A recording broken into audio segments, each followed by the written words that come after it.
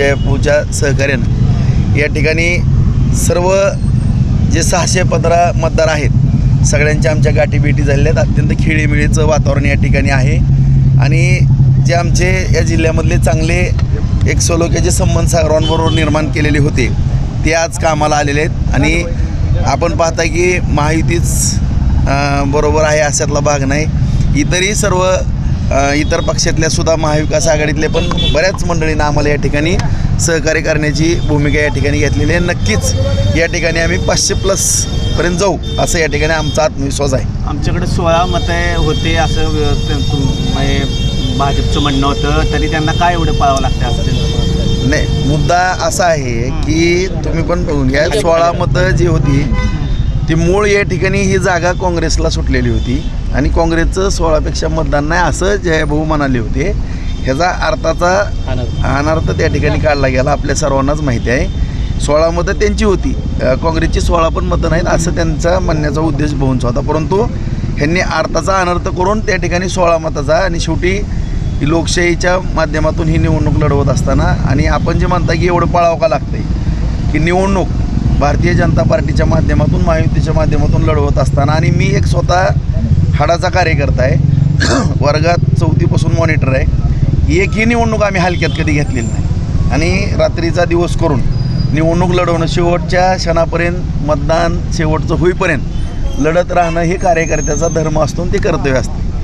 आणि त्यामुळं कुणी काही जरी म्हणलं तर एवढं मतदान आहे पळायचं का, शेवटी कार्यकर्त्याने शेवटच्या क्षणापर्यंत लढत राहायचं असतं. तेच खरा कार्यकर्त्याचा धर्म असतो. मतदार सुरक्षित ठिकाणी न्यावं लागले असं त्यांचं म्हणणं आहे की नाही सगळेच मतदार येत आहेत. एक गट्टा मतदान असताना असं का करावं लागतं? नाही मतदान मुळातच सगळं जिल्ह्यातल्या जिल्ह्यातच आहे. कुठं बाहेर घ्यावं नेलेलंच नाही आम्ही. कुठं नेलं आहे आपल्याला, कुठं दिसलं? आमदार नाव सातपुतेंनी 55 मतदान. नाही ती देवाला आता दर्शन घेऊन मतदानाला यायचं ठरल्यानंतर आता शेवटी कुठंतरी एक भावना असतात सर्वांच्या की आम्ही एका ठिकाणी देवाचं दर्शन घेऊन, आता मी रोज देवाचं दर्शन घेतल्याशिवाय बाहेर येत नाही कधीसुद्धा. म्हणजे रोज आमच्या भगवंताचं दर्शन घेतल्यावरच माझ्या कामाला सुरुवात. सगळ्याची भावना आहे. विठोबा पावणार. अरे मी एक संप्रदायामधला एक माळकरी घराण्यातला मी व्यक्ती आहे. मला विठ्ठल रुक्मिणीचा आशीर्वाद सातत्याने मिळणारच आहे आणि मिळालेलाच आहे. भाऊ आपण मागाही म्हटलं होता की बऱ्याच गोष्टींच्या आरोप होत आहेत बँकापासून DCC बँकेपासून सगळा. विजय चौकात येऊन सभा घेणार 22 तारखेनंतर. मुळात माझी कुणाला खुन्नस नाही किंवा विषय नाही. ह्या निवडणुकीचं विषयांतर जर करत असतील तर नक्कीच त्याचं उत्तर देणं माझं कर्तव्य आहे की मी कुणालाही या जिल्ह्यामध्ये त्रासदायक ठरलेलो नाही. मी अत्यंत समन्वयाची भूमिका सातत्याने या जिल्ह्यामध्ये घेतलेली आहे. परंतु विनाकारण काही गोष्टीचं राजकारण करण्याचा जे प्रयत्न केलेला आहे त्याचं विश्लेषण तर करणं माझी जबाबदारी आहे ना. आता माझ्यावर एखादा आरोप केला तो कसा आरोप आहे आणि कुणा आता जिल्हा मध्यवर्ती बँकेचं त्याचं तर मला स्पष्टीकरण द्यावंच लागणार आहे.